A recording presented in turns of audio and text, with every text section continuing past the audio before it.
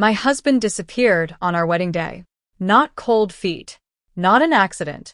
He was found 6 hours later at a hotel 2 miles away with my maid of honor. I found out while I was still in my wedding dress. And what happened in the next 72 hours, I still can't fully explain. Stay with me, because this story does not go where you think it's going. Hey everyone, welcome back to Verdict Stories.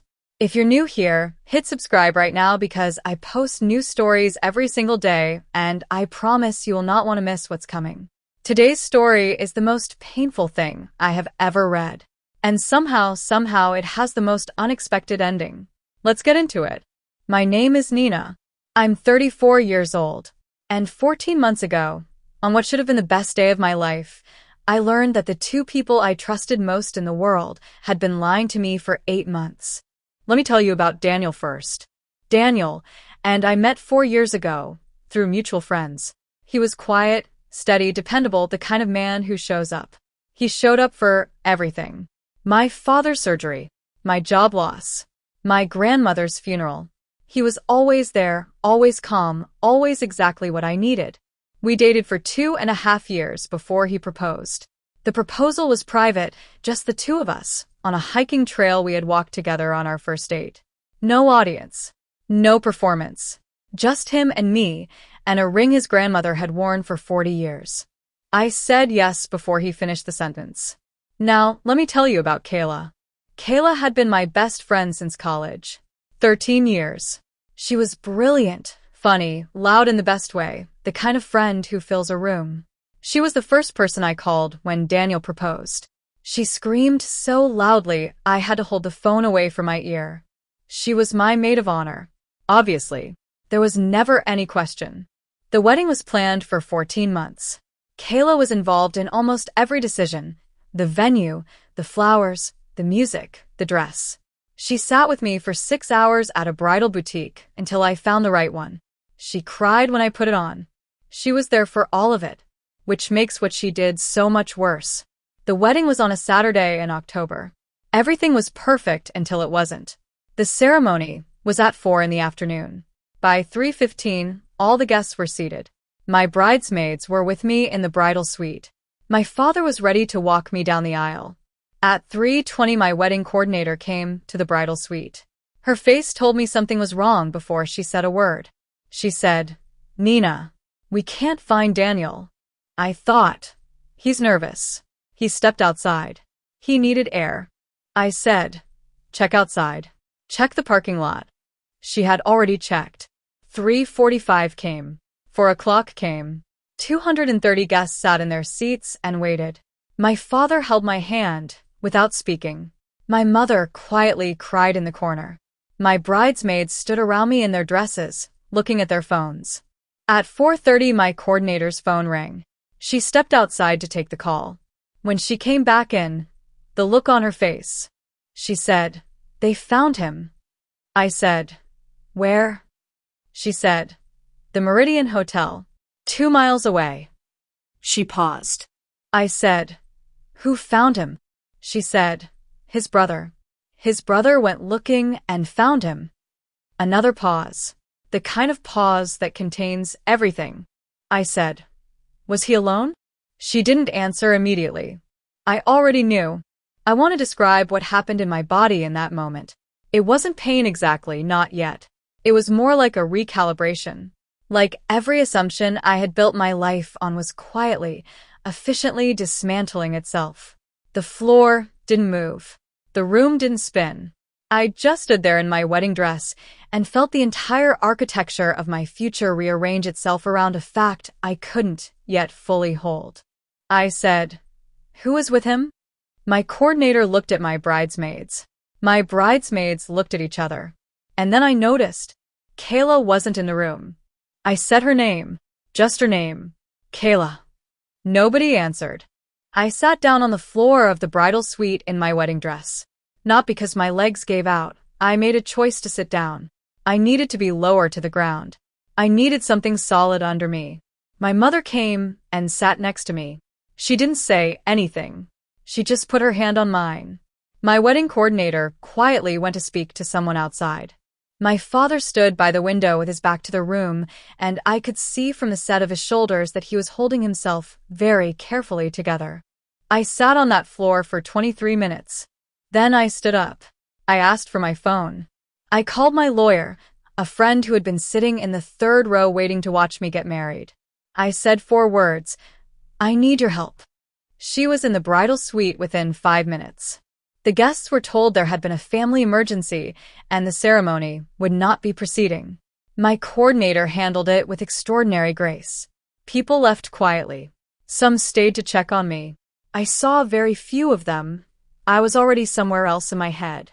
Daniel came to the venue 2 hours later. I don't know what he expected. I think some part of him thought he could explain. He tried to speak to me in the parking lot, and my lawyer stood between us and said, "Not today." He left. Kayla did not come to the venue. Kayla texted me once, that evening. The text said, "I know there's nothing I can say." She was right. There wasn't. Here is what I found out over the following days. Daniel and Kayla had been involved for 8 months. 8 months of my wedding planning. 8 months of choosing flowers and tasting cakes and trying on dresses. All of it happening while they were together. Kayla had helped me pick my wedding dress while she was sleeping with my fiancé. The day of the wedding, Daniel had told Kayla he was going to go through with it. Marry me. End things with her. She had said no. She had said she couldn't watch it happen. She had called him that morning and he had gone to her. I have tried very hard not to think about the fact that in some version of this story, he chose her. He didn't choose me at the altar. He walked away. But here is where the story goes somewhere unexpected. 3 weeks after the wedding that wasn't, I was staying at my sister's apartment when I got a call from a number I didn't recognize. I almost didn't answer. It was Daniel's grandmother. The woman whose ring I had worn on my finger for 14 months and returned in an envelope the week after the wedding. She was 81 years old, and she had gotten my number from someone in the family.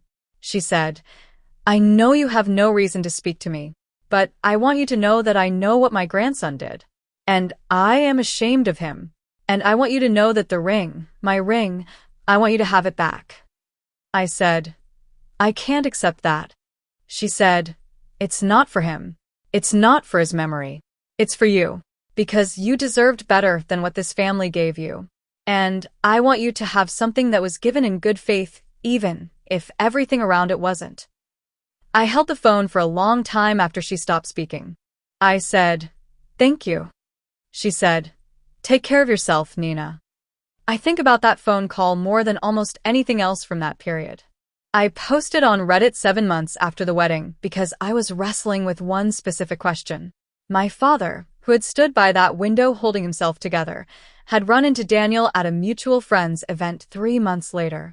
And instead of walking away, my father had sat down with Daniel and had a conversation. Not a confrontation. A conversation. An hour long.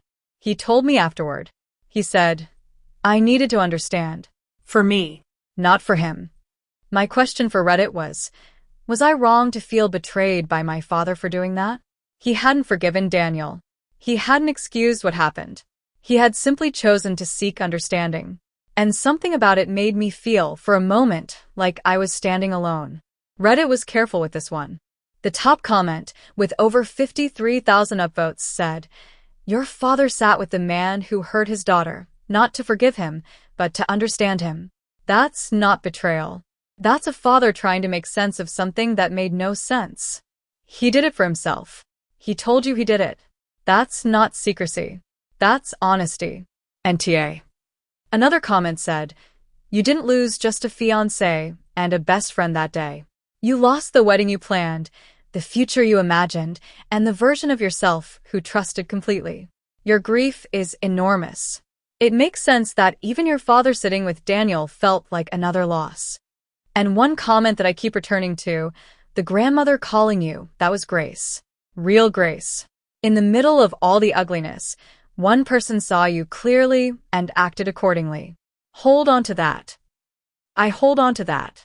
I am doing better now. Not healed. I don't think healed is quite the right word yet, but better. I moved into my own apartment 6 months ago. I have been in therapy. I have let some friends back in and kept others at a distance, and I have tried to be gentle with myself about both choices. I still have the ring. It's in a box in my closet. I haven't decided what to do with it yet. Maybe I never will. Maybe that's okay. Was I the asshole for feeling betrayed by my father? Reddit said no. I think what I am, is someone who got hurt in so many directions at once that for a while I couldn't tell anymore which way was safe. I'm still figuring that out. Drop your verdict in the comments. Was Nina's father wrong to meet with Daniel? And how would you have handled it? NTA or YTA? If you're new here, welcome to Verdict Stories. New story every single day. Hit subscribe and I'll see you tomorrow.